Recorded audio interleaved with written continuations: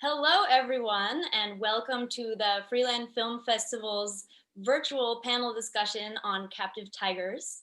The topic of captive tigers in the United States and around the world has been a really important one for a long time, but only recently has there been a lot of public attention on the issue, due in part to the recent and popular series on Netflix called Tiger King, which features one of our panelists, Carol, who's with us today. And also due to a really interesting article in National Geographic magazine with photographs the article and those photographs are by Sharon and Steve, who are also joining us today as panelists. And one thing that I found really interesting from that article was some really shocking numbers that really drive home the importance of this topic. I read that there are an estimated between 5,000 and 10,000 captive tigers in the United States alone. And when you compare that to 3,900 estimated tigers in the wild in all of Asia, you can see why this is a really important conversation to have right now. So I'm Molly Ferrill. I'm an environmental photographer, filmmaker, and National Geographic Explorer. And I have the pleasure to be moderating this panel today. And we're joined by an amazing group of talented and very knowledgeable people on this topic. And we're really lucky to have them all in the same virtual room with us today to share what they know about captive tigers in the United States and around the world. So I am going to do a little introduction to all these talented folks who really don't need an introduction. Steve Winter is a National Geographic contributing photographer and National Geographic explorer. Sharon Guynup is an investigative journalist, National Geographic explorer, and global fellow at the Wilson Center. And Steve and Sharon co-authored the book Tigers Forever, Saving the World's Most Endangered Big Cat, which is a really important book for tigers. They also collaborated on the recent National Geographic report, Captive Tigers in the US Outnumber Those in the Wild, that opened many of our eyes to this issue, including mine. Dan Ash is also joining us. He's the president and CEO of the Association of Zoos and Aquariums and the former director of the US Fish and Wildlife Service. Carson Berilak is the campaigns manager for the International Fund for Animal Welfare.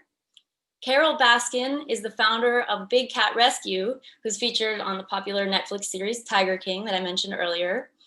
Ellie Armstrong is a PhD candidate at Stanford University who's focusing on genetic tools to understand illegal wildlife trade of large carnivores, and she's the science advisor and board member for Tigers in America. And Carney Ann Nasser is the big cat expert and animal protection attorney who pitched the wildlife trafficking case against Tiger King Joe Exotic. She's also the founding director of the Animal Welfare Clinic at the Michigan State University College of Law. So I'd love to start off with a question for Carney, just to start us off with the big picture. Who's buying and keeping captive tigers in the United States and around the world today? Well, thank you so much for having us. I'm just going to jump right to it because I know that time is of the essence. We have about 1,300 tigers that we know are in licensed exhibition facilities. What does that mean? That's accredited zoos, like all of the zoos in Dan's facilities, in the AZA zoos. That's the roadside menageries, the people who just are collectors and charge a fee, open their doors, have people come through, the cub petting operations like we saw in Tiger King, magicians, even the accredited sanctuaries like the amazing Big Cat Rescue have USDA licenses. And so we're able, by virtue of that, we're able to know that there are approximately 1,300, I mean, that number fluctuates a little bit, tigers in licensed exhibition facilities.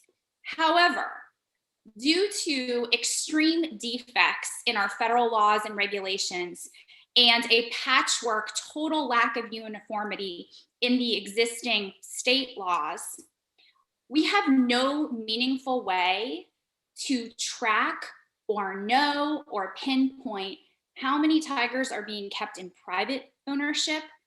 We have no way to know what kind of conditions they're being forced to live in. I mean, I just not long ago was involved in the rescue of a tiger cub who was found chained in somebody's backyard. And this is just sort of another day in the office for all of us on this panel. So that's deeply concerning. We don't know. There are speculative numbers that people throw out, 5,000, 10,000.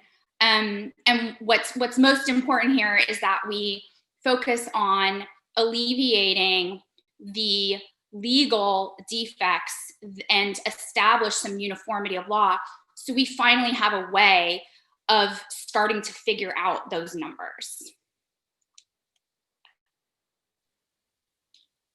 Thank you very much for that. I'd like to add, Molly, right now in the United States, it's actually illegal to buy or sell a tiger in interstate commerce. And so under the Endangered Species Act, it's illegal for anyone to buy or sell a tiger unless it's permitted by the US Fish and Wildlife Service. And so I would say to people that are listening, if they have any information about tigers that are being bought and sold in interstate commerce, they should provide that information to the United States Fish and Wildlife Service. And AZA member zoos and aquariums, we hold about 300, a little bit less than 300 tigers that are most of them managed as part of scientific breeding programs. And our members neither buy nor sell tigers. They're all managed as part of a species survival program and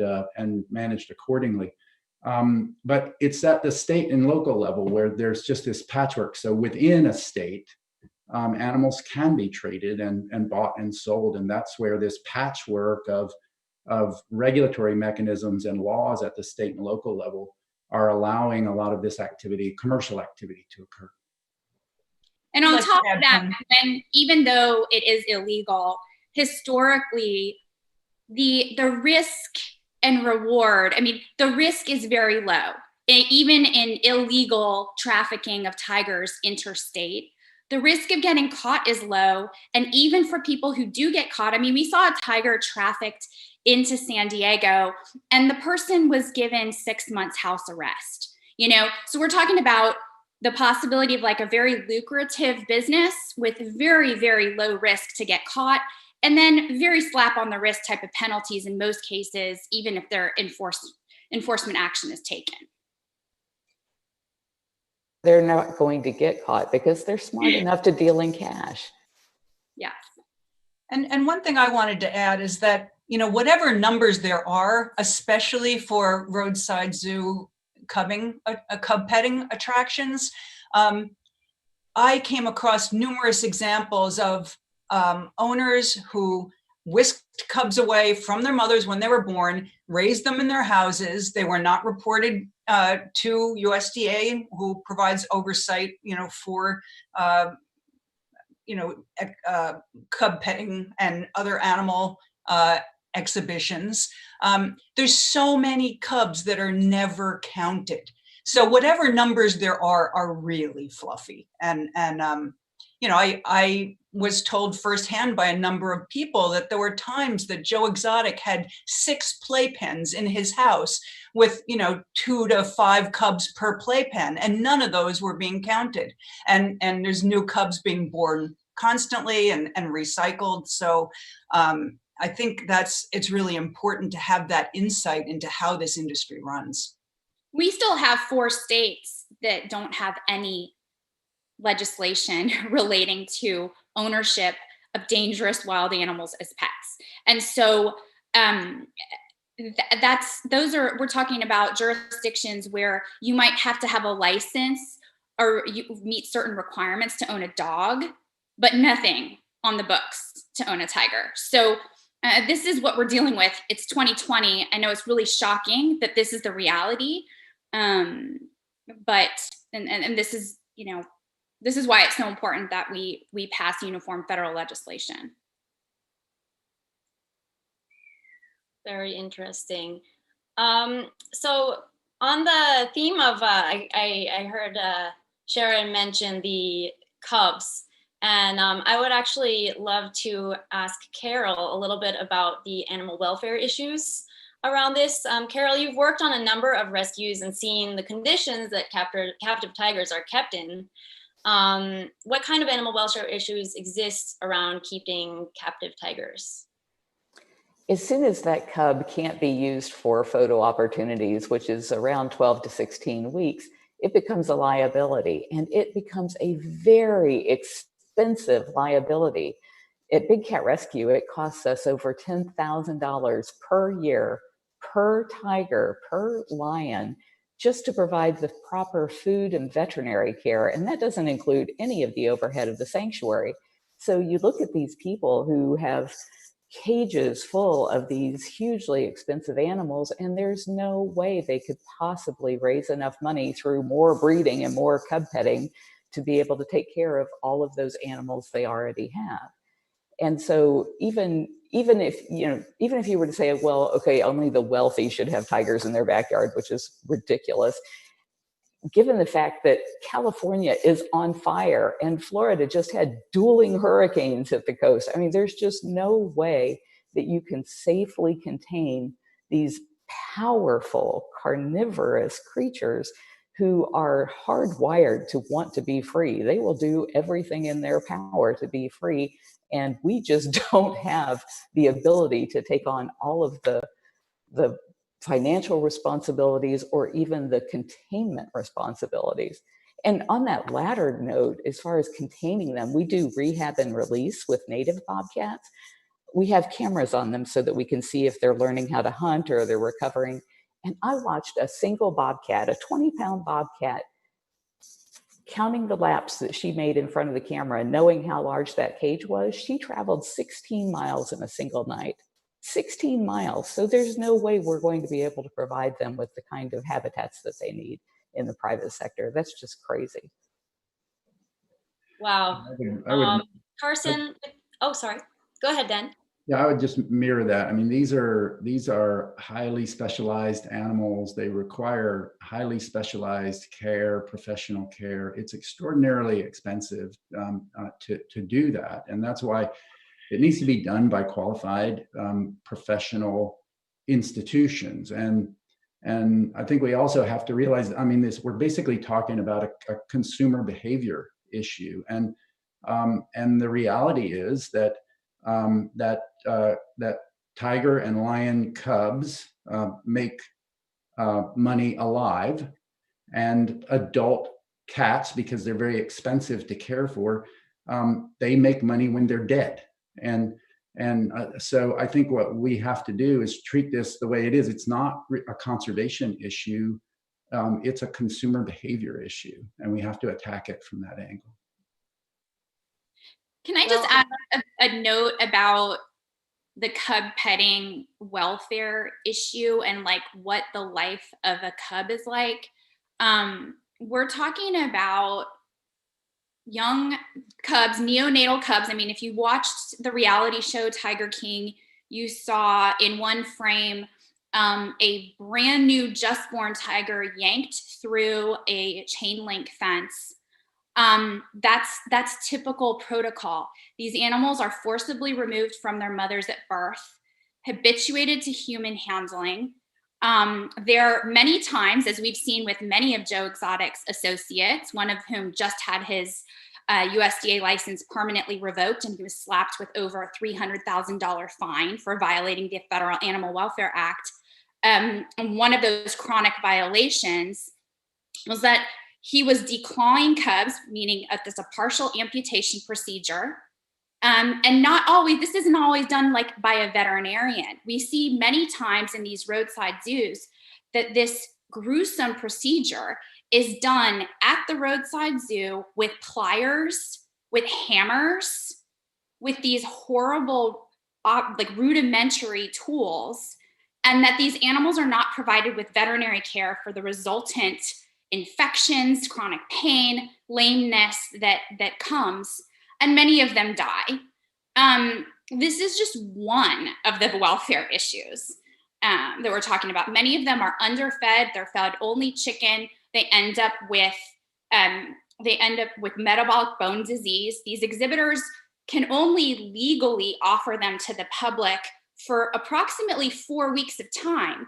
So that's about between 8 weeks of age and 12 weeks of age. And they try to push both ends of that limit, start offering them younger, and then keep them small by malnourishing them and not feeding them appropriately, so that they can try to push it past that 12-week and eke out as much money as possible before, like Carol says, they become a financial liability.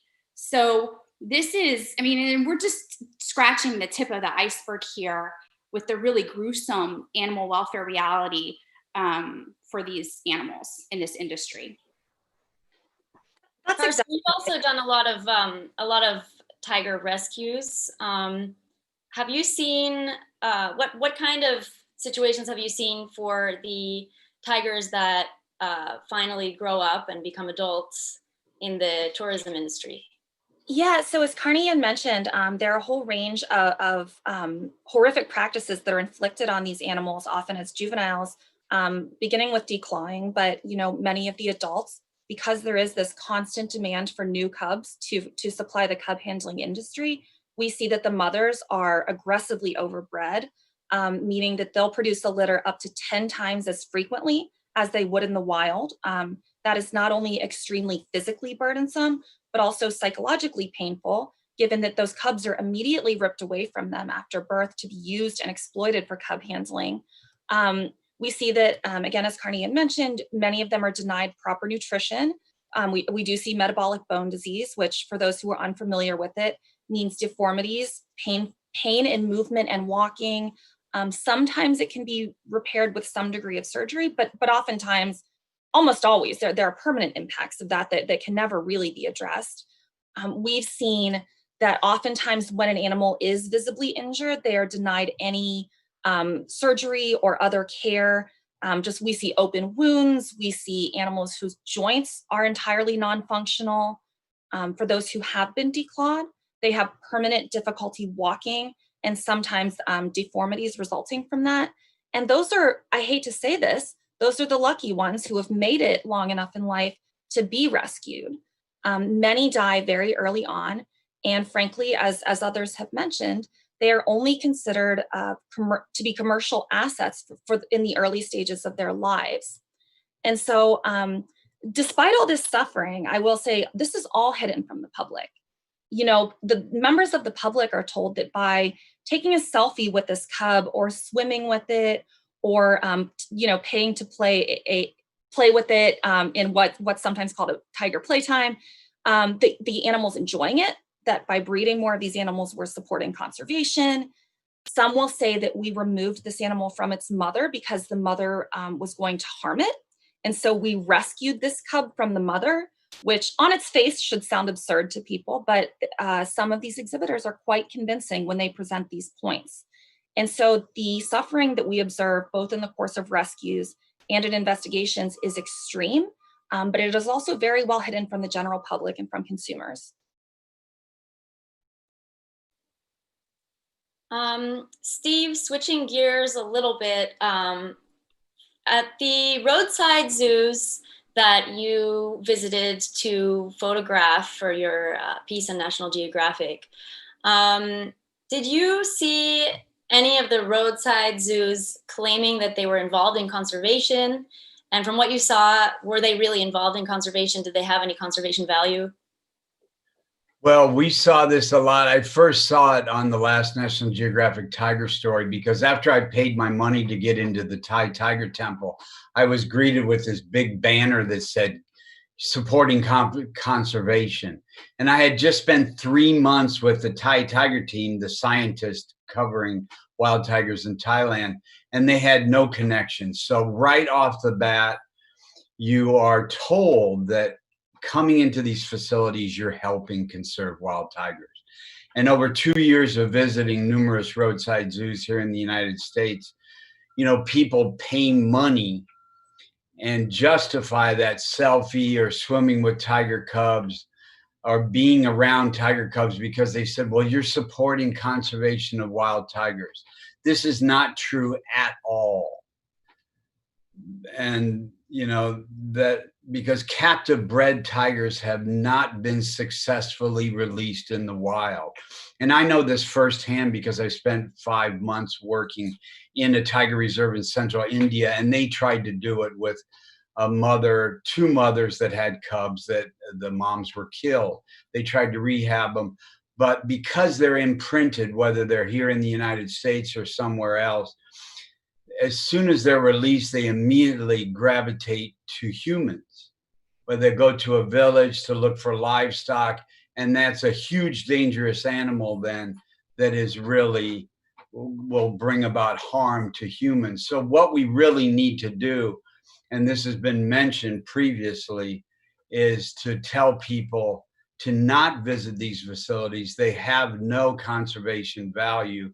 They cannot be released in the wild. And anyway, most of these cubs are a genetic jumble of species. They're tiger mutts, they're crossbred, they're inbred. They have really incredible health problems, which is really sad. We were working with a great real sanctuary, Turpentine Creek, and they had been rescuing tigers from a really bad facility. And they said that the cubs that were most profitable, when they x-rayed them, you could see through their bones. So they couldn't even move. They were just given from one paying customer to another, and they were happy they couldn't move. This is horrific. And so people just need to know that the bottom line is there is no conservation value. You're not helping conserve tigers in the wild by visiting these facilities. So just don't go. I'm sorry. I'd just like to add too that a lot of these facilities that you see that are more on the nefarious side will often have these hybrid animals.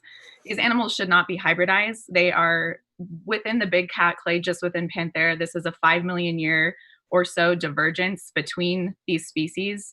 They are not meant to be hybridized. Their offspring are often infertile and they can suffer from other sort of abnormalities and health defects. So if you're seeing these kinds of hybrids, these tigers, these ligers, Thai lagons, all of these different crosses, lagwires between leopards and jaguars, that's a pretty clear indication that this is not contributing to conservation.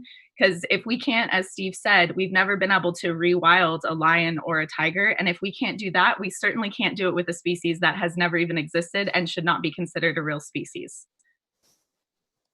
Yeah, I think that's important. You know, a lot of these roadside zoos, I mean, they're what they call conservation. Oftentimes, they're paying themselves because they create these kind of shell organizations, which are they're paying themselves to run their own exhibit, which they call conservation.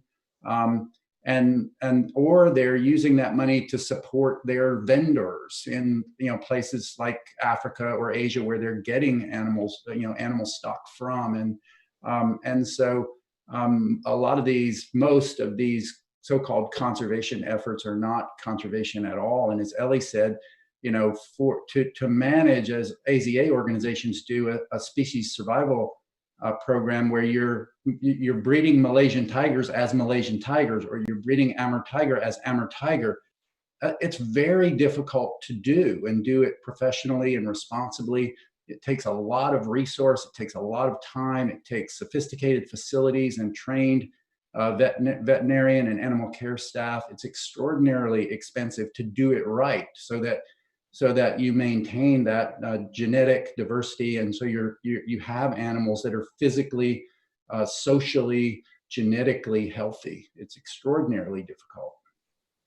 On just one last thing that I'd like to add, not only are these facilities not furthering conservation, there's expert research that demonstrates that they're actually actively harming legitimate conservation. And it's one of Dan's colleagues, Dr. Steve Ross, phenomenal director of the chimpanzee species survival program at the Lincoln Park Zoo, who has done extensive research. I mean, he's one of the preeminent experts in the world, has done research proving that when people are confronted with an endangered animal in an unnatural setting, whether you dress up a chimpanzee for a photo or whether you're using a tiger for a selfie, people walk away from that experience with less of an understanding of how truly imperiled the species is and caring less for legitimate conservation initiatives. They are less likely to seek out or contribute to legitimate conservation after being presented with these animals in unnatural settings. After Tiger King villainized me and the entire sanctuary community, my phone rang off the hook every 2 minutes for the next 3 months. And the things that people were most outraged about were that tigers were being kept in cages in sanctuaries, not understanding that sanctuaries are rescuing these animals, we're not breeding these animals, and that these animals weren't being returned to the wild once we rescued them. So I think the people who have been pimping out these cats have been so successful in convincing the public that you have to breed them and that they're going to go back to the wild when you get through your cub petting session with them. And people believe that. So it's been the hardest thing for me to overcome. Dan, so what does real tiger conservation look like? What kind of work are you doing at the Association of Zoos and Aquariums, and how's that different from what goes on at unaccredited roadside zoos? Thanks, Molly. I think what people need to realize is, I mean, real conservation is coupled to very specific and measurable goals, and it's done at scale, and it's done in cooperation with recognized government, official government organizations. And so I'll use, our member, the Wildlife Conservation Society, manages the Bronx Zoo, the Central Park Zoo, the Queen Zoo, Prospect Park Zoo, and the New York Aquarium. And WCS, I mean, you can go to the Bronx Zoo, to their Tiger Mountain exhibit, and you can see an Amur tiger in a naturalistic exhibit, displaying natural behaviors, and that your visit there is coupled to real conservation. The Wildlife Conservation Society, when you visit their tiger page, they have a goal: multiple thriving populations of tigers across their range and in all the habitats in which they're found. WCS scientists have published 75% of the peer-reviewed scientific research on tigers. They're working with governments in 8 of the 11 range states. They're working with governments like the Thailand government, and they're working with the United States Fish and Wildlife Service. And Woodland Park Zoo partners with Panthera, and Cincinnati Zoo is partnering with Panthera and the Wildlife Conservation Society. So I think, and the Woodland Park Zoo has made a commitment, $1 million over 10 years to support Malaysian tiger conservation, and they're working with the Malaysian government. And so I think, again, since we're talking about consumer behavior, I would say as people are confronted with this, presentation that somebody is contributing to conservation, they should do what we all do when we're making a purchase where we're not the expert. Look for brands that you trust. Look for brands like the Wildlife Conservation Society, like the World Wildlife Fund, like the International Fund for Animal Welfare. Look for the US Fish and Wildlife Service. Look for official sanction by the governments in the range states. So look for the brands that will tell you that you can trust that claim, I think, and you can be assured that your visit is supporting real, long-term, big-scale, meaningful conservation. The one thing, though, about that is that a lot of these exhibitors like to say we're federally licensed and inspected. And it's really important for people to understand that having a USDA license, the entry point is $30, and it is the bare minimum standard for anybody who exhibits tigers. So just because somebody has a USDA license, that just means that they are meeting the most threshold floor of then being able to exhibit those animals to the public. It is not an endorsement of their welfare. It's not an endorsement of their participation in conservation. It just means that they're exhibiting with a license, and that's all. And I agree with Dan. People really do need to do their research, but they need to go to places like Charity Navigator, not the person's website, because I can't tell you how many of these people that are pimping out cubs have US Fish and Wildlife Service icons on there or USDA icons, and the public sees it and they're just like, oh, well, they must be accredited by those people and certified, and they just don't go any further than that.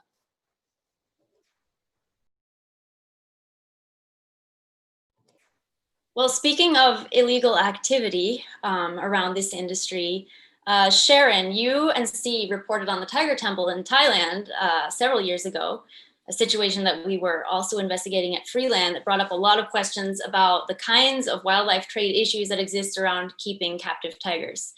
Can you explain to us a little about the link between illegal wildlife trade and captive tigers in Asia? And I also wonder whether criminal behavior is really woven into this industry in the United States as well. Yes. I'll start with the Tiger Temple, which was a Buddhist monastery that doubled as a tiger tourism venue. It brought in an estimated $3 million a year. In a year-long investigation, we were able to prove that they were mass breeding tigers and selling them into the illegal wildlife trade.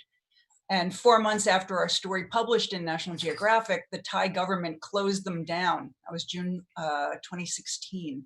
And they confiscated the 178 tigers that were there. Many tiger tourism venues in China, Thailand, Laos, and Vietnam use this model. You know, they're just one part of the business. You know, they front as a some kind of tiger tourism venue, a circus, a cub petting venue. But those countries also farm tigers. Those venues are tiger farms. They raise tigers that are meant to be killed, you know, for their skins, which are used in luxury decor, for their bones, which are steeped in to make expensive tiger bone wine. It's a really lucrative business. There's, at last estimate, I think China had about 6,000 tigers in tiger farms, but again, it's very difficult to count or document. And, you know, it's illegal. Tigers are an endangered species. They're the most endangered of all the big cats. And commercial trade in tigers is prohibited under an international treaty signed by 183 nations, the Convention on International Trade in Endangered Species. These tiger farms are pipelines that feed this trade. And that trade is poaching the last, you know, 3,900 or so wild tigers towards extinction. Although the US has been a leader in the fight against illegal wildlife trade for many, many species, you know, and that trade, let's keep in mind, it's not only exterminating species, but it's also caused the current global pandemic that we're living through, right? But the US has no credibility in trying to fight the tiger trade because of the unregulated situation here at home. One US official told me that he was laughed at when he raised the issue with Chinese delegates. What they said to him was that at least we know how many tigers we have. And also 2 years ago, a New York man was convicted of trafficking tiger bone and other endangered species parts to Thailand, 68 packages that were, you know, disguised as ceramics and toys. So although there's not necessarily a lot of international trade emanating from the US abroad, there was a recent case that was, you know, quite shocking. So, you know, tiger farms facilitate the trade. The US tiger tourism industry legitimizes the farms, and there's not many tigers left, and habitat loss and poaching are the two greatest threats.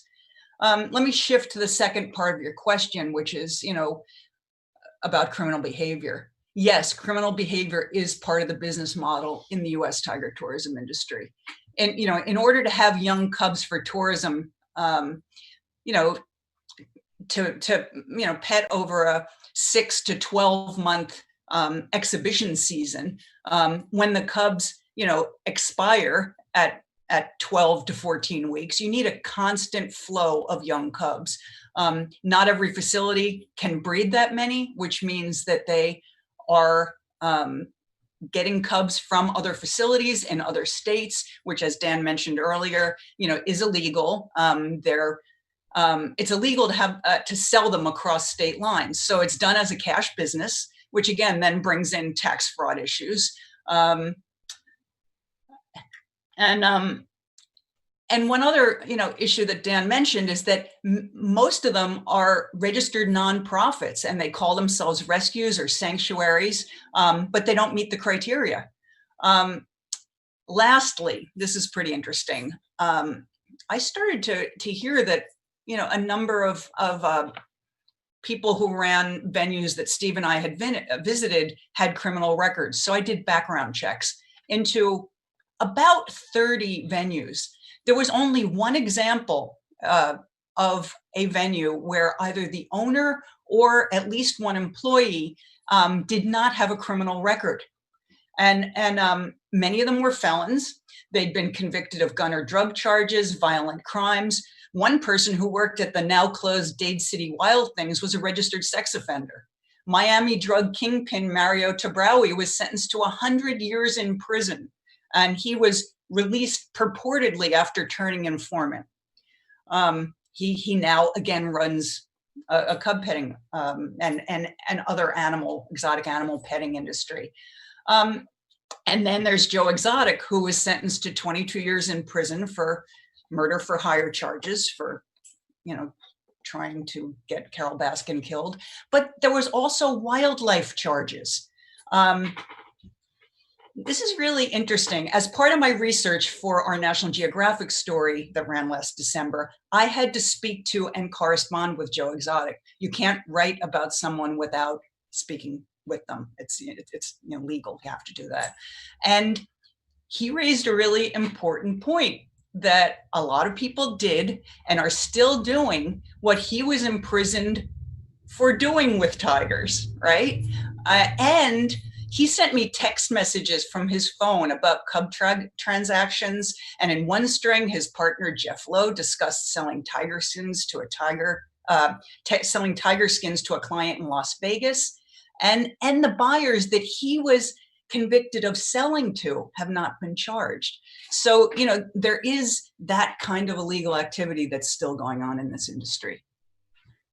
Yeah, I'd say amen, Sharon, and I would go back and just emphasize that there's no doubt that tiger products from the U.S. are getting into illicit trade. There's no doubt about that. As I said before, once a tiger becomes an adult, it's very expensive, very difficult, challenging to take care of. So if you're interested in profit, that tiger is worth more dead than it is alive. It's a cost to keep alive.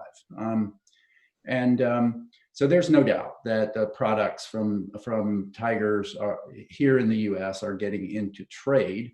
And as Sharon said, the Fish and Wildlife Service has prosecuted that on occasion. The differentiation I would make between this industry here in the U.S. and the tiger farms in Asia is the proximity to market.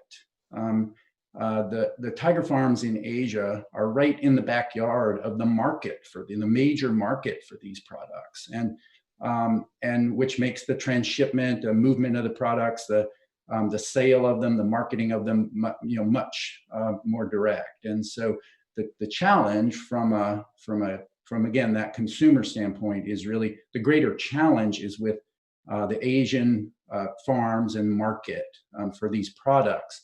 And again, emphasizing what Sharon said, I think the important thing is U.S. leadership, and she's exactly right. it's impossible for the US to ask these other countries to stop doing what we're doing here in the US. And the best example of that is ivory. During the Obama administration, we made the same pleas to China and Vietnam and Thailand to stop domestic trade in ivory. And they looked right back at us and said, you allow sale of ivory in the US. And so President Obama said to President Xi, well, if we stop selling ivory in the US, will you stop it in China? And he said yes. And so we put in place regulation to stop the sale of ivory here in the United States. And then President Xi did the same thing. And so I think what's really important is for the US to be a leader and stop treating tigers as a commodity that we're going to use in these terrible cub petting and other types of industries, and be a leader in supporting conservation globally and ask these other nations to follow our lead. That's what the US has always done well.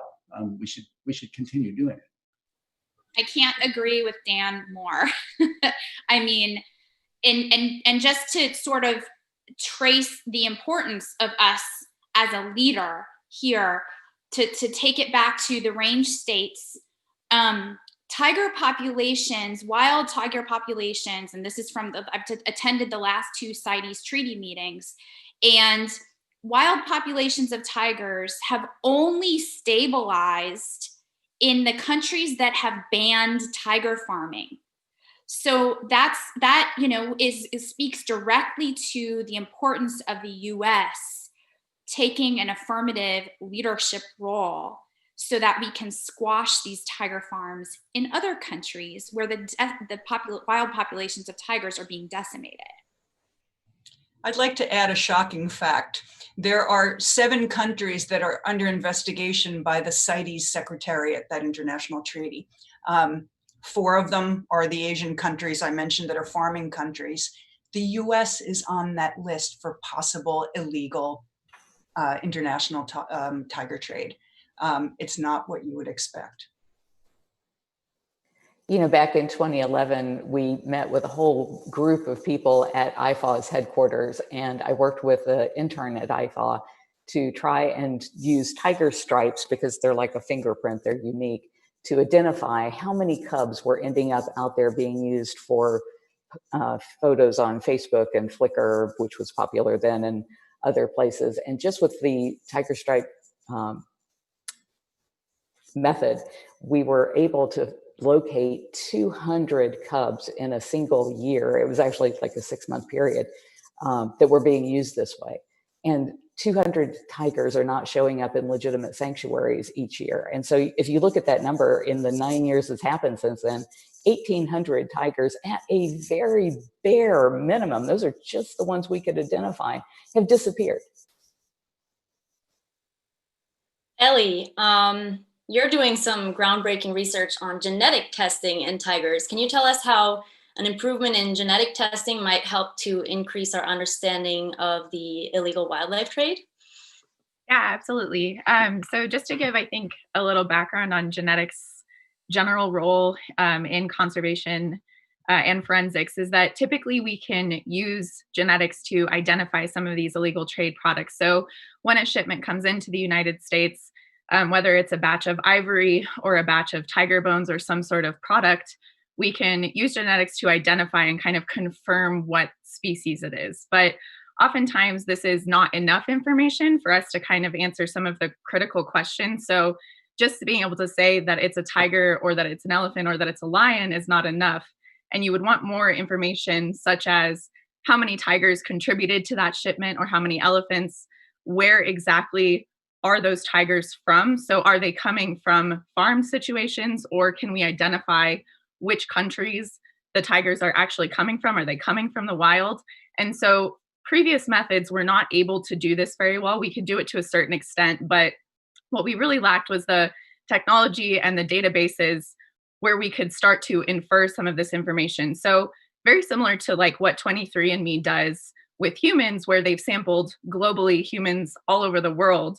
We then can do this with tigers. But what we want to do is not just include wild tigers, we also want to include some of these captive tigers, because as Steve alluded to earlier, captive tigers genetically have a very different signature than wild tigers because they're kind of crossbred, right? These breeders are not caring where these tigers are from, whether they have a Moor ancestry or Malayan ancestry. They just want to produce as many tigers as possible. So what we've done, the work we've done with Tigers in America with our network sanctuaries, is we've started to build this database. So then once you have the database built, similar to how you send in a cheek swab to 23andMe, and then they can tell you something about your genetic ancestry, as well as your health and things like that, we can start doing this with tigers. So not only does this start to help us kind of to answer some of these black box questions, so where are these shipments coming in from? Are the US putting shipments of tiger products out? Are these tigers coming from the wild? Are they being farmed? We also can start reconstructing breeder networks from within the United States. So we can start to infer how individuals that come from these rescues are related from each other, because as everyone on this panel knows, when you show up to a rescue, you're showing up with limited information. You have tigers grouped in cages that you don't know whether they're related or they're supposed to be a breeding pair. And speaking to that, with genetics, we can also start to understand what kind of breeding is going on. So are individuals that are closely related to one another being closely bred, or are individuals being moved across state lines when they're not supposed to be? Are there individuals that people are not even registering that are coming into the population? So I think it's a really powerful and kind of diverse set of tools that we can use. And we've done that with the help, like I said, of all of these sanctuaries across the country that have gotten these cats out of the facilities and from the breeders that you saw famed in Tiger King, and also with the help of the AZA to be able to build kind of our pure database, as well as some organizations from the wild like WCS and things like that. So yeah, and to that point, those genetic considerations have, of course, significant impact on being able to track the trade, as well as examining the conservation implications of this U.S. trade. But there are also very substantial humane considerations involved. So we see that these tigers and other big cats are regularly inbred, whether intentionally or unintentionally. Sometimes it's for the purpose of producing white tigers. And what we see with those animals is that there are oftentimes physical defects, functional defects. We'll see vision impairments and other difficulties that come from this improper management of tigers and other big cats and the way that they're bred in captivity across the US. Yeah. Oh, sorry, go ahead, Dan. Yeah, Ellie, and thanks for all the work that you're doing. I think that this kind of work is really critical to supporting not just conservation, but law enforcement. And because you have to bear in mind, and we'll talk about regulatory mechanisms later, but the Endangered Species Act doesn't protect hybrids. So if you have these lion-tiger hybrids or lion-leopard or tiger-leopard hybrids, they're not protected by the Endangered Species Act. So that makes law enforcement very difficult, because you have to prove not just that it's a big cat, but it's a genuine protected big cat. And so these genetic tools are really important to law enforcement to help them do their job. Yeah, I think the last thing that I'd just like to add is that in general, what's great about putting in and it's incredible, it's a ton of work building these databases, and I'm not by any means taking credit for it, because if we didn't have all of the sanctuaries participating, AZA participating, our partners in Asia participating, we would not be able to pull this off. So really everybody has to contribute for us to be able to get these signals. But once you have the database, you then enable yourself to build non-invasive tools, which are not only great for this forensic purpose, right? You can then start getting DNA out of hair that you're able to detect where the individuals are from bones, from scat.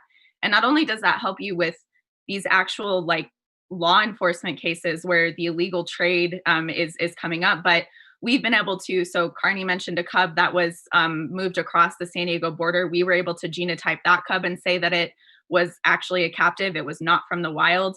But just for the general health of the animals within the sanctuary system and within the AZA, you then no longer have to knock down a cat to get like a nice blood sample, which is traditionally how you're amplifying DNA. You can start getting it from these these products where you're then not having to kind of interfere with the animal in any way or cause them any sort of additional stress, and still start collecting this information, which then of course can kind of go on to build your repertoire and start looking into some of the diseases that cats are getting in captivity, and how that's affecting them. So I think it's very powerful overall.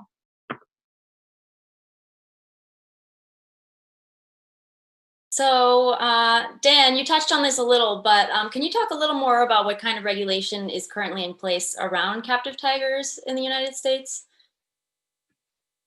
Sure. I think there are 3 federal laws I think that are really relevant to captive tigers, and I talked about the Endangered Species Act, so tigers, as has been mentioned, are the most endangered of big cats. They're all protected under the Endangered Species Act. The Lacey Act is a federal law that criminalizes. It's like federal law for kidnapping. Not to trivialize that, but if you move an animal, if you commit a crime in South Carolina and then you move the product of that crime into North Carolina, now you've violated the Lacey Act. And so the Lacey Act is a really valuable enforcement tool for the U.S. Fish and Wildlife Service and in supporting prosecutions of crimes like we're talking about. And then the Animal Welfare Act. And I don't, I really respect the professionals that work at the U.S. Department of Agriculture. They have a huge job in regulating animal welfare. But I think what we have to realize is the Animal Welfare Act sets very minimal standards for the care of and welfare of animals, and that's why organizations like AZA and the Global Federation of Animal Sanctuaries exist, because we set higher standards for our members, and we're constantly raising those standards as we learn more about how to properly care for animals. And so those are the 3 laws at the federal level that are most important. But I think that we've talked about this patchwork of law and regulation that then exists underneath that at the state level, and I think that's why we need a law like the Big Cat Public Safety Act that puts a uniform federal law over the top of the care and determines who can own, who can display, who can care for these complex, important animals. And so I think that that's why we need a law like the Big Cat Public Safety Act, which I think everybody here supports. And if people want to help, they can go to our website, aza.org /Big Cat Public Safety Act, and you can send a letter to your members of Congress asking them to support this law. And so I think for the listeners, that's the one takeaway I would urge everybody to do, is to support the passage of the Big Cat Public Safety Act. That's an excellent point, and I agree that that's a critical action that those who are viewing this can take. I know it doesn't always sound exciting when you're called upon to contact your member of Congress, but it makes such a significant difference. When we're urging legislators to sign on to something like the Big Cat Public Safety Act, having heard from their constituents is the top consideration when they're deciding what to do. So I do encourage everyone watching, again, to take that action. We have one up on our site as well, so on AZA's site or our site, ifaw.org. In addition, I want to highlight that we've all sort of mentioned the challenges associated with cub handling that attach to both animal welfare concerns and trafficking concerns. The Big Cat Public Safety Act would put an end essentially to the cub handling industry here in the United States. And that would help us to protect so many animals from suffering and to send a better message to our counterparts overseas, who we're pushing to implement better conservation practices as it applies to their tigers. It would also put a stop to the trade in pet big cats as well as their hybrids across the US. And that's something that impacts not only the welfare of individual animals, but also the safety of people and communities.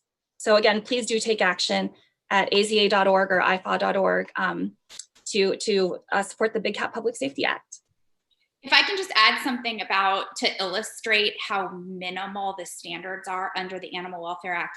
I litigated a case in North Carolina against a roadside zoo that was found in compliance with the Animal Welfare Act, but in violation of state cruelty to animals laws.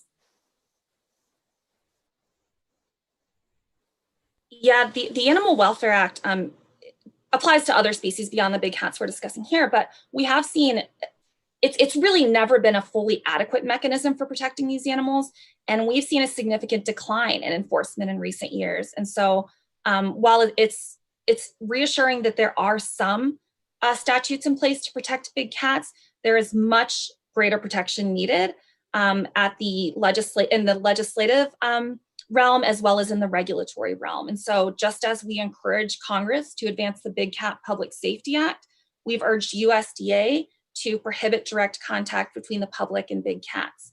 And that's an ask that frankly has languished, but I do hope that the agency will take up moving forward. And as you point out, I mean, not only are the laws so ancient, but they're not being enforced. And the reason is there's so many things that USDA has to do, and they can't apply all of the resources necessary to even enforce the act. And when they do catch somebody with hundreds of citations, some of these people have 200 plus citations and over a 6-year period before they actually are taken to court. And even though those may amount to hundreds of thousands of dollars worth of fines, they will usually settle for $15,000, $1,500, anything, just to get it off their books and go to the next case. So it just becomes the cost of doing business for these roadside zoos. Yeah, that's a good point, Carol. And it goes back to something I think Connie Ann said earlier, what we have to realize is that we're dealing with enterprises that are high value and low risk. And that's in part what the Big Cat Public Safety Act would change. It would increase an additional element of risk for unlawful and unethical behaviors. And we do need to support enforcement. So whether it's USDA or the US Fish and Wildlife Service, I mean, we hopefully will see in the future additional resources put toward enforcement, because the kind of investigation that you saw the U.S. Fish and Wildlife Service doing in the Tiger King series, those are multi-year undercover investigations. They're expensive to do, and the U.S. Fish and Wildlife Service has less than 300 law enforcement agents to cover the globe, and so if we want our laws to succeed, then we need more resources to enforce them. And I dare say if there had not been a murder for hire part of that, we still would not have seen any enforcement. I know how hard Matt Bryant was working on that case for 5 years. So huge credit to him for, he was extremely dedicated. And he told me, he's like, I'm going to do everything in my power to make sure that we bring about justice. And so I have a little more faith than you, Carol, on that one. I think they've only caught the dumbest one out there. The rest of them are a whole lot smarter at hiding what they're doing, and it's going to be a lot harder to catch them. Carney, speaking of catching and dealing with these issues when we see them, what tools do animal and environmental lawyers have to help tigers while you're going about trying to pass new legislation that will establish uniformity across all states? One of the most important tools that we have is in the Endangered Species Act, there is a citizen suit provision.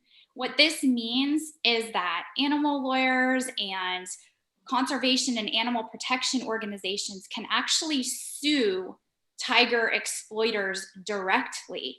They have to give notice to the US Fish and Wildlife Service in order to give the US Fish and Wildlife Service the opportunity to do their own enforcement action. But if Fish and Wildlife Service passes on taking that action, then you can go forward and litigate and if you can demonstrate that a tiger has been, or other endangered species has been subjected to treatment like, being forced to live in their own excrement, being illegally declawed, forcibly ripped away from their mothers. These are all things that federal courts in the last few years, this is a rapidly evolving interpretation of the Endangered Species Act that's happening like literally as we speak right now. But it is extending the Endangered Species Act to greater protection of tigers in captivity. So that gives us a tool. We've seen this happen very successfully with several roadside zoos recently.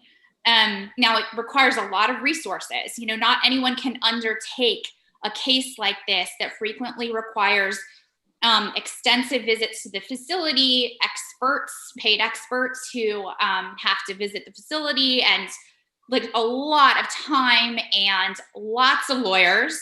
But we have seen this. There was a roadside zoo in Iowa called Cricket Hollow Zoo. Judge ordered tigers, lions, and lemurs to be removed from that facility as a result of a successful Endangered Species Act citizen suit. Dade City Wild Things, a cub petting and a tiger swim with tigers operation in Florida, was put out of business because of a successful citizen suit against that facility. Tim Stark, who people may have seen in the Tiger King reality show, is now defunct for multiple reasons, but he was the subject of an Endangered Species Act citizen suit, and also the USDA permanently revoked his license, slapped him with over $300,000 worth of penalties, which should say a lot given how much time we've given to talking about how unwilling the USDA is to impose meaningful penalties on exhibitors found in violation of the Animal Welfare Act. But these are just a few examples. Unfortunately, right now, the Animal Welfare Act doesn't have a citizen suit provision. But while we are talking about the importance of the Big Cat Public Safety Act, I also want to draw people's attention to the fact that there's another federal bill called the Animal Welfare Enforcement Improvement Act that would establish a citizen suit provision in the Animal Welfare Act that would similarly empower animal lawyers and advocacy organizations or concerned citizens to sue animal abusers directly, and upon demonstrating that those animals have been subjected to illegal and inhumane treatment, move them to an accredited sanctuary or other suitable place that's capable of providing them with the care, the nutrition, the space, the species-specific habitat needs and behavioral needs that they deserve. I'd like to step in and emphasize the need for these, private interventions. When I was researching our tiger story, I discovered that USDA has really cut back on enforcement over the last few years. They not only, we're only investigating once a year, sometimes years and years, multiple identical violations are cited, and 5 years, and as Carol noted, maybe pay $15,000 and just continue on with business as usual for really serious violations. But let me pull up these stats here. New investigations by USDA into its licensed exhibitors dropped 92% in the 3 years from 2016 to 2018. Fell from 239 investigations to 19. And during the same period, USDA instructed inspectors to discuss violations with licensees rather than write them up. And keep in mind that a citation has no fine attached. It's strictly a write-up. Until exhibitors are taken to court, there's no culpability, except that the inspectors come back more frequently. And citations dropped during that same period from 2016 to 2018 from 4,944 to 1,766. And it was such an extreme situation that last year that the US House of Representatives reprimanded USDA for substituting these teachable moments for active enforcement. And Congress also instructed USDA to reinstate information that they scrubbed from their website about violations that made it impossible for people to monitor what these roadside zoos were doing. And again, this endangers animals and endangers the public. So I think that's just a really important point, that, there needs to be the kinds of lawsuits that Carney was, highlighting because of the lack of USDA enforcement. Yeah, I would just like to point out, underscore what Carney said about the Endangered Species Act and citizen suits. And as a former Fish and Wildlife Service director, sometimes citizen suits are not your favorite thing, right?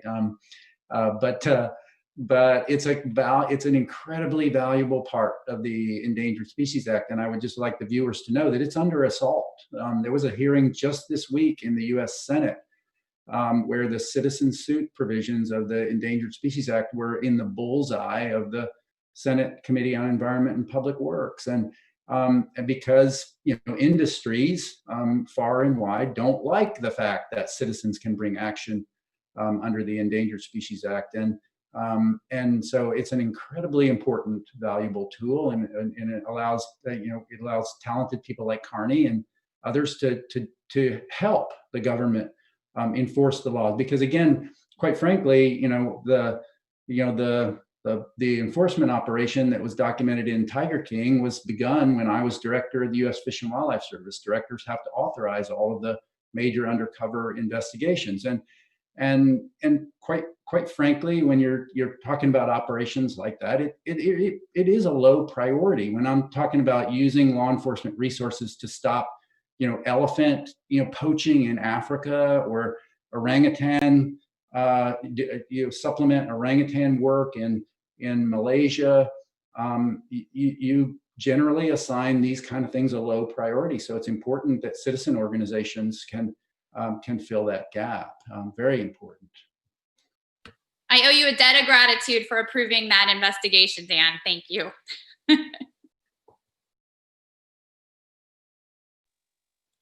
Well, I have one last question before we're going to open up this conversation to our audience and questions from our audience. I just want to let anyone watching know that you can send in your questions in the comments section below the YouTube video, and we'll be answering your questions here for the next few minutes. But before we get to those questions, one last question for Carol. And that is, how can our audience in the United States and around the world help to improve the situation for captive tigers? I think we have a lot of people who care about this watching right now. What can people do? I think what we've learned over the past 15 years or so is that it is the cub breeding and exploitation that is causing the extinction of the tiger in the wild.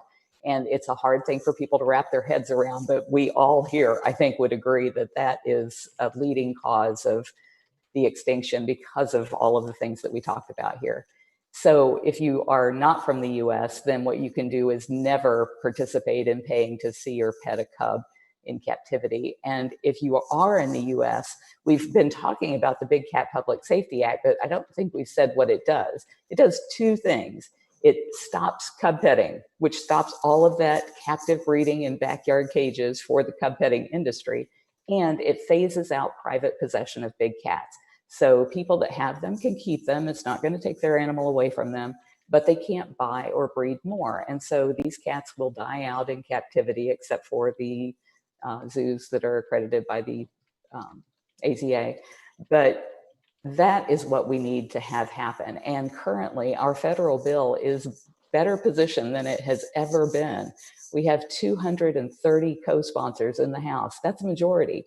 We need 2 minutes on the floor for a vote, and it's done in the House. We know it will pass the House.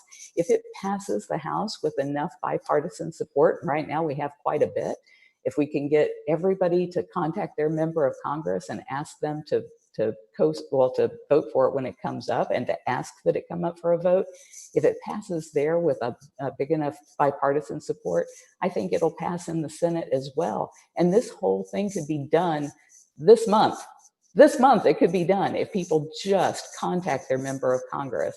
So one of the ways that we've tried to make it dead simple for people is to just text the word CATS, C-A-T-S, to 52886, and it actually gives them, it dials their member of Congress for them. It gives them the script to say, which is just ask your boss to co-sponsor the Big Cat Public Safety Act, and then it dials their senator. So it couldn't be any easier than texting CATS to 52886.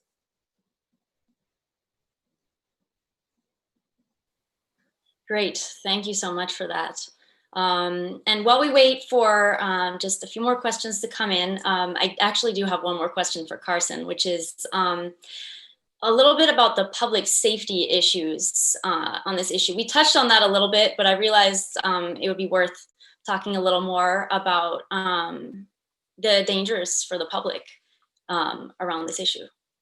Sure. So just because these animals are kept in cages and in some cases even hand raised by people, that doesn't mean they're no longer wild animals. These are extremely dangerous, large apex predators. And as it's been mentioned that people are less likely to understand the need to conserve these animals when they see them in unnatural circumstances, they're also more likely to view them as appropriate pets and suitable for private ownership. And so we see that demand among the public who doesn't understand that these are animals that can really kill you. This is part of the reason that we've gotten a lot of support for legislative reform from first responders, including EMTs, firefighters, law enforcement officials, and others, because there is no other expert agency that deals with it when there's an escape or other dangerous incident. There have been deaths and hundreds of dangerous incidents across the US resulting from ownership of these dangerous exotic animals. And even when they're not the cause of an emergency, they can be very disruptive to emergency responses. So if an EMT shows up to deal with a medical emergency and there's a mountain lion sitting in somebody's home, certainly that makes it much more difficult to do their jobs. And frankly, I think many would agree that first responders are already in demanding and dangerous positions where they should not have to take on additional risks just because people are given the option to make the irresponsible choice to get a pet tiger or again, acquire, a lion cub or whatever it is. So it is really important to remember that we certainly hope you care about tigers and other big cats, but frankly, you don't have to agree with us that there's a great need for reform. And so again, as we keep saying, please do support the Big Cat Public Safety Act. I'd like to add something as well. I mean, Carol mentioned natural disasters, which are, increasing as climate change continues to march along. The fires in the West Coast now, hurricanes. I wanted to quote how a first responder views this in terms of their own personal risk. Let me read this. Edmund Kelso Jr., a former FBI bomb expert, expressed his concern in a letter to Congress, quote, "If I had a choice of working on an IED or responding to an emergency involving a dangerous big cat, I would definitely select the former. This should underscore how dangerous it truly is for these animals to be left in untrained hands in backyards and roadside zoos." Can I make a note about public health too? We talked a little, it's obviously they're apex predators who are extremely dangerous, unpredictable, ticking time bombs, who are more dangerous under stress and inhumane confinement, as is the case in roadside zoos. But as you mentioned before, Sharon, the current COVID pandemic, the genesis of that was wildlife markets, and these cub petting operations are really playing fast and loose with public health. I was involved in a tiger rescue where I didn't have direct contact with the cat at all, and I still ended up with ringworm on my face from that cat. She had it, I got it. Not fun. I don't recommend.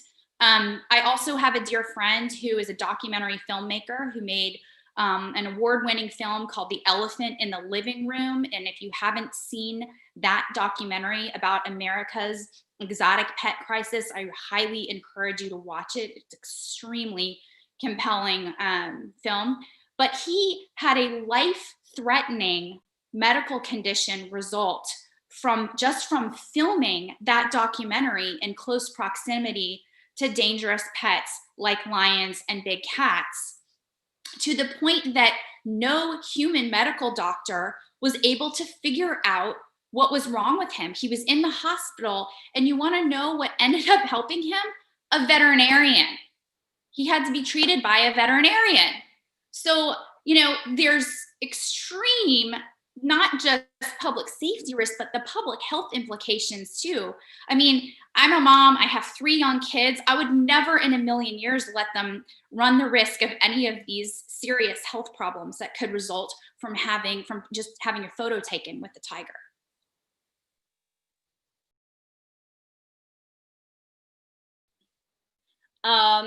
A few quick questions from the audience to wrap up our discussion today. I had a question come in from Mariam Weston, and this one's directed toward Dan.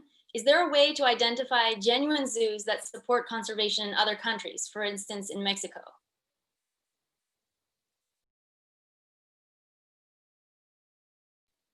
Don't forget to unmute, Dan. That support conservation in Mexico, or zoos in Mexico that support conservation? To identify zoos that support conservation in other countries. So I think the question is to identify which are the good zoos, which are the zoos that support conservation that are in other countries. Yeah, so I would at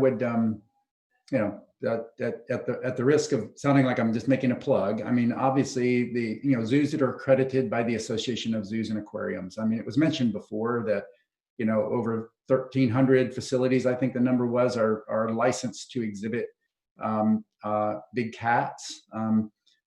AZA accredits 240 institutions around the world, 217 here in the United States. And so it's really a very small proportion of facilities that can meet these very rigorous standards.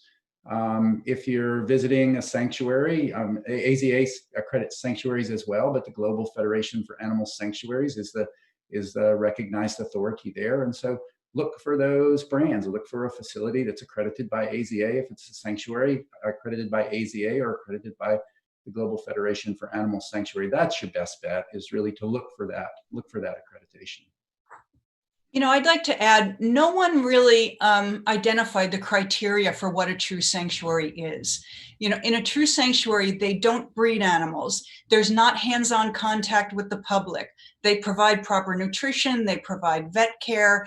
If there's a venue that offers hands-on contact off the bat, it's not a reputable venue. And true sanctuaries keep the animals for life, which Right. is really, really important. Yeah, and I go back to, our accreditation standards are comprehensive standards. So they certainly have a major focus on animal care and welfare, but they also require that our members are contributing to conservation, and they hold them to standards for that they're contributing to research, and they hold them to standards for that. That they have rigorous education programs, and they hold them to standards for that. And so again, that accreditation really means a lot, and the public should be confident that when they're visiting an AZA accredited institution, that their visit is purposeful, that it's enjoyable. Sure, people wouldn't go if it wasn't enjoyable, but their visit is purposeful. And when you're seeing a Malaysian tiger or an Amur tiger at one of our AZA facilities, you are actually contributing to meaningful conservation of those animals. So Kurt sent in a question. Are there any restrictions on social media platforms to take down accounts of known wildlife traffickers? Anyone want to take a stab at that question? Repeat the question, I'm sorry.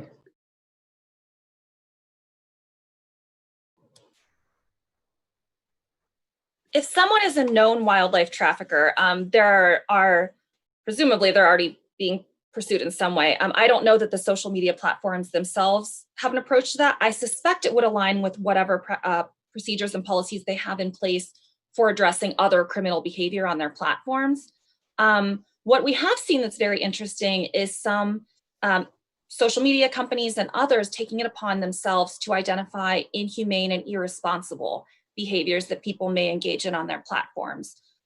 So for instance, TripAdvisor has changed its policy with respect to certain tourist attractions that display and allow certain irresponsible practices involving exotic animals.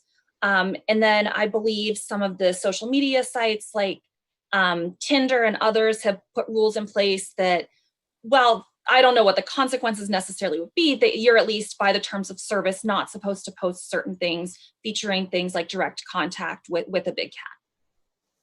Instagram is one of the platforms that actually creates a warning before you view a photograph, certain photographs of interactions with wildlife. So, there's not really any sort of mechanism for social media platforms. I'm just, being a lawyer here. There's not really social media platforms can't police the content that somebody's sharing that is just because there's a belief that they may be involved in some sort of wildlife trafficking behind the scenes. What they can police is what the content actually is that they are sharing. And so if to the extent that that content has images that the platform has identified may be linked to some sort of nefarious behavior, then they have created some warnings.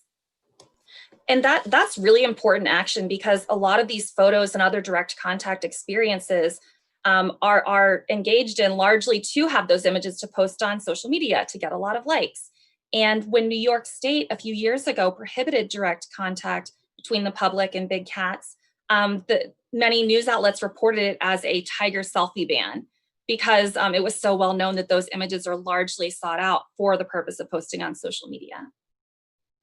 And that's also one of the major marketing tools for many of these venues is posting selfies of either staff, or visitors on social media. And again, I think it comes down to a really important consumer decision. That being said, not all of the social media platforms are doing this and trying to help get in front of the problem. I mean, on TikTok, one of the reasons that I'm so huge on all of our GFAS accredited sanctuaries, and Dan, hopefully the AZA zoos too, to get on TikTok with real educational content to combat the volume of roadside zoo content on that particular platform. Because if you look, you see roadside zoos like Doc Antle's place in South Carolina all over that with their direct contact. Yeah, so I'd just like to add too that Twitter has been particularly bad about this in this kind of playing field. We not only do you have the accounts that are, Doc Antle's account promoting this kind of just interaction with wild animals, which you're actually unable to flag on Instagram. If you go to Doc Antle's Instagram and you try to flag anything for animal abuse or neglect, it's not possible, right? Because it's not kind of blatant, right? It's something that's happening behind the scenes.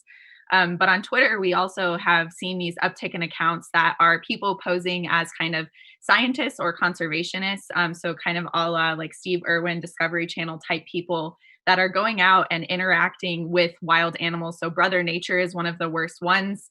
He goes out all the time and is interacting with the wildlife in his area, which, as was touched on before, is a huge public health issue, and it's also dangerous and promoting people to kind of try the same things.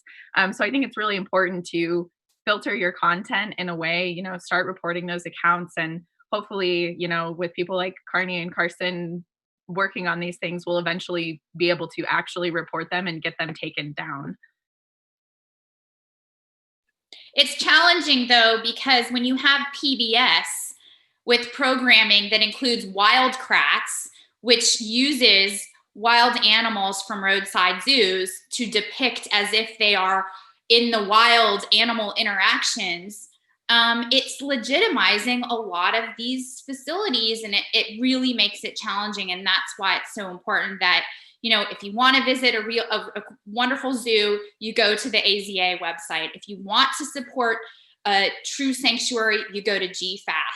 And that's really, I think part of this is we need to just simplify so people don't feel like they can't grasp real information when they're being bombarded with all of these different voices. The true zoos are the AZA zoos. The true sanctuaries are the GFAS accredited sanctuaries. All that's true, and you have to realize a place like Doc Anno's, 100% of their advertising comes from things like Instagram and TikTok. So if you want to have an influence as the general public, then make your self known and how you feel about it to those platforms. And I'd like to add that, there are some venues, including Myrtle Beach Safari, Doc Anthel's venue, that, they have a foundation called RARE that, they give really small amounts of money. I did some research. They wouldn't reveal how much they were donating, but they'd give like $1,000 to a reputable nonprofit, say in Africa or in India or somewhere, to promote conservation. And then they would plaster that reputable conservation organization all over their own advertising on their website, like at their facility, that they support conservation. Meanwhile, in one day's visit there, we calculated how much had been taken in because we needed model releases for the pictures. We knew how many people were there. We estimated a conservative estimate that in one day's take, they brought in $50,000. But between a Saturday morning safari and a Saturday evening safari and a private $5,000 swim with a cub. So I'm just saying that you really need to look deeply. At first glance, they have a nonprofit, they contribute to conservation overseas, but it's truly not legitimate. All right, a few more questions. Emma Hall asks us, is there a connection between illegal trafficking and the increased production of animal print clothing? How does the fashion industry affect the wildlife population, and is there a direct correlation? I hope not. I hope not too, because I wear animal print probably every day just as much as Carol does. So I thought somebody else. I don't know about animal print. I actually think probably animal print probably helps, and people wearing monarch design scarf or clothing, or I think that probably helps. I think there's no doubt though that the fashion industry, if you go to the Fish and Wildlife Service has a repository in Denver, Colorado, where they keep all the evidence from and confiscated items that come in through trade. And it is full of fashion. I mean, it looks like a department store in many respects. And so, yes, people should be very, very careful in approaching fashion that is made from wild animal products, and probably should avoid that. Bringing that point together with the previous discussion, there's a coalition that we participate in called the Coalition to End Wildlife Trafficking Online. And we've worked with companies, including eBay and Poshmark, to advance policies on their platforms that reduce the trade and sale of certain wildlife parts and products. So in that vein, we are seeing action from some popular online platforms, which I think is heartening. So no clothing made from actual wild animal products, but prints are okay. Next question, and I think this is the last one we're going to have time for before we close up. Mariana Collins asks, can we talk a little about canned hunting? Yeah, I'm happy to jump in there. I don't know what the specific question is about canned hunting, but I think that people would be surprised to know that up until it was January of 2016, lions didn't have any degree of protection under the Endangered Species Act. So it was under Dan's tenure at US Fish and Wildlife Service that lions were finally listed and received some protection. Now, people would be shocked to know that up until that point, their lions were used in the United States, even harvested for haute cuisine. So we were seeing lion burgers pop up on menus, lion tacos. I know it doesn't sound like that, it sounds almost beyond belief. But so that was one issue right here at home. With respect to canned hunting, if we go over to South Africa, and this is where the issue of lions and captive bred and hunted lions in South Africa actually intersects with the decimation of the population of tigers. Because what we're seeing now is captive bred lions, even in canned hunting facilities in South Africa, being used to supplement the demands for tiger parts, because there's, it's a higher penalty under the international treaty, the CITES treaty. Tigers are listed on Appendix 1, which means they have the highest level of protection. Lions are a little lower protected, so it's easier to move them around, and the penalties are less if you get in trouble. So the demand for tiger parts is being supplemented by lion bones, whether it's for tiger bone wine, that sort of thing. But the canned hunting industry, if anybody hasn't seen the documentary Blood Lions, rather than just spending 20 minutes summarizing it, I would recommend watching that. But there's a whole industry in South Africa where big cats are farmed for lots of Americans to come over if they don't have the tens or hundreds of thousands of dollars to be in Africa for an unlimited amount of time for a quote unquote fair hunt. They can guarantee a kill within 48 hours. And it's just a captive bred lion who's been habituated to human contact. And they're basically selected and shot. And then they, that's the way that industry works. And sadly, a lot of students, a lot of young people are told that if they want to come pay $2,000 or $3,000 a week to help rehabilitate and feed orphaned lions, that they can come do it almost like a college internship. So a lot of students being duped into thinking they're doing something good for wild animals when all they're doing is helping habituate these lions and other animals to human contact before they're used for canned hunts. So that was a lot of, I just dumped a lot of information on there, and I'm sure everyone else has other stuff to add to that. But, we're seeing the intersection of canned hunting of lions now impacting and intersecting with the demand for tiger parts. Yeah, I'm actually going to have to wrap it up now. I know there are so many good, thoughts on this. If anyone has a chance to continue anything in the comments in the YouTube video, that would be greatly appreciated. I know there are several more questions from a couple other people in those YouTube comments as well. So anything we didn't get to, if anyone on this panel feels like taking a moment to answer any of those questions, I'm sure that would be greatly appreciated. And if anyone just wants to make a really quick closing statement before we sign off, everyone's welcome to do that. I guess kind of bringing together a number of the things we discussed, from the students being told that they're supporting conservation when they are engaged with these, breeding farms in South Africa, to the people who have taken that tiger selfie at a roadside zoo in the US, they shouldn't feel ashamed or guilty now. It's not a matter of feeling defensive or of you doing something wrong. If you're in that position, chances are you were misled. These businesses are structured to mislead consumers and to make people feel as if they're supporting conservation and animal welfare. So if you're in that position, just take down that selfie and maybe explain why you did it, and contact your legislators and support the Big Cat Public Safety Act. This is not intended to shame anybody in the public. We're just hoping to raise awareness and make sure we can all make the right choices moving forward.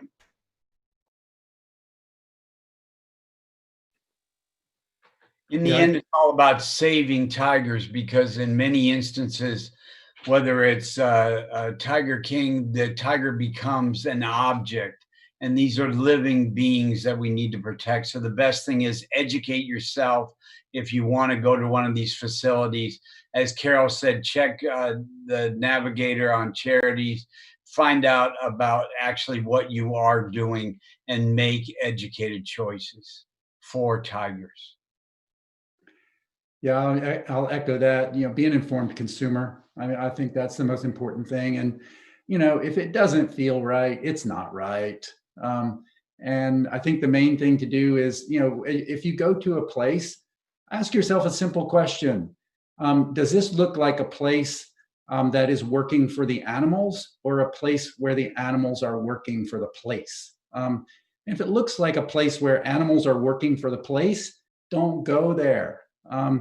And so just be an informed consumer. And then I just want to say thank you to Molly Ferrill for organizing this. And I think we need more of this to help bring these issues to the light of the public. So thank you, Molly. Thank you very much, Dan. Thank you so much for being part of this.